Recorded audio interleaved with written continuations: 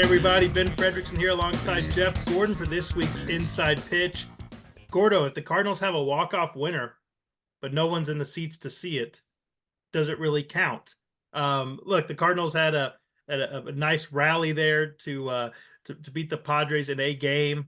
Nice to see Nolan Arenado kind of finding a little bit of a surge. That's encouraging because he's going to be around for a while. But Gordo, the topic that everybody wants to talk about, it seems like to me in my conversations with fans and emails, and I'm sure you're getting it in your chat that goes on Friday at stltoday.com, is the attendance. People are obsessed with it's limbo, Gordo. It's how low can the in-seat attendance go? The announced attendance is record lows for the Cardinals at this stadium, but the in-seat, rears in-seat attendance is even lower. We're talking 13,000 people at times, according to the reporting of Post-Dispatch teammate Derek Gould. What do you make of this? What gets people back in Busch Stadium if you're the Cardinals? Is it simply winning?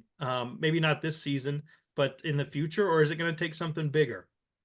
Well, the something bigger is going to be when they do some stadium renovations, realize that there's, if people don't want to hear the word climate change, but you got a game time temperature of 98 degrees for a night game. And it's that stadium holds the heat well. There's not a lot of, and for a day game, there's not much shade in that place. They're going to have to figure out ways to make the place somewhat more comfortable. I don't know what you can do on that front. I joke with Brian Bartow, the PR guy, that next stadium is going to have a retractable roof. That's a big thing. That's not happening probably forever for us here in St. Louis. So beyond that, I look around baseball, see all these exciting young players named Jackson this, Jackson that. I think that's the future of baseball. The Cardinals have a guy named Mason Wynn who's pretty good.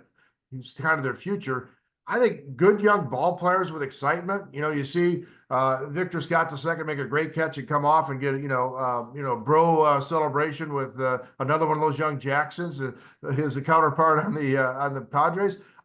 Some exciting young players and a more exciting brand of baseball, I think, would be helpful. And yes, winning and some shade.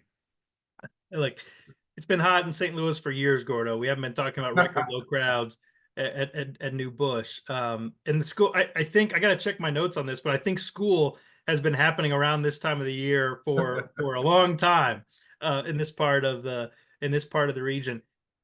Here's the deal. This is the time of year where it's the diehards who go because you got reasons to not go. It's hot. You got reasons to not go.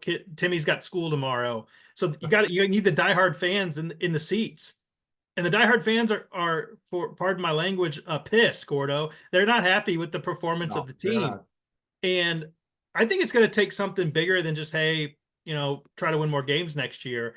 I think the tuned in fans, and not just the social media knuckleheads, the people who put their money forward, who pay with their wallets, they invest in this product. I think they're frustrated about the direction of the franchise. I think they want to hear and see from the Cardinals that last season being one bad season, that was an excuse, that this trend line has been moving down for a while, and that the Cardinals, before they can fix it, are going to get serious about acknowledging it. I think they want to hear from the top that there's concern and that there's going to be a movement to address what's been a fading brand for a while now. And it seemed like last season the team was quick to say one bad year, when a lot of people said, no, that's not what it is. And now that this season is trending toward another bad year, it can't be one bad year. So look, nothing said in a press conference and an end of season address to the fans is going to matter more than winning on the field, period, ever. And the team's not doing that. So it can be as simple as that. But I think it's a little more than just that. I think it's a little more than just the team struggling. I think they want to hear the people who are paying attention. I think they want to hear from the Cardinals that there's concern about the trend lines of the organization.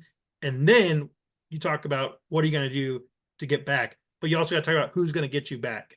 And can the same people who got you here be the right people to lead you out of it? I think that's a fair question. And I really do think that a lot of people are kind of voting with their lack of attendance to show their concern. The Cardinals have always been able to basically say, hey, if you don't want to come to the game, that's fine. Somebody else will take your spot. And that's been the case for a long time. But that's not happening this season. And I think that the Cardinals who celebrate this attendance, who celebrate, and they should. It's been great for many years. They've got to take a hard look at this because I think the fans are speaking with this trend here. What do you make of Nolan Arenado firing up here late? This is a good sign to me. He's showing camaraderie with the young guys. They seem to be fueling him a little bit. He's talking to our pal Lynn Worthy about how the young guys are motivating him. Look, Nolan Arenado, he's going to be back unless there's some big surprise coming. This isn't a Paul Goldschmidt situation where the Cardinals think, okay, do you just let him walk? He's got to be a part of this. I think it's maybe good for the future that he's kind of seeming like he's hitting it off with these young players. Gordo, last year he was talking about there's too many young guys in the clubhouse. This year he's saying they're firing them up. Yeah, I think that's sort of the convergence of where this franchise has been and where it's going, right? I mean, they've always sold their stars and then their stars fade, and this is kind of where they're at. Nolan now is a faded star, but they still need him for marketing, and this is how the franchise has been successful, by marketing some of these stars in recent years. But again, for me, it's getting energy, excitement, athleticism. Baseball's creating the opportunity for a better product. You're seeing other teams run wild, create an exciting product.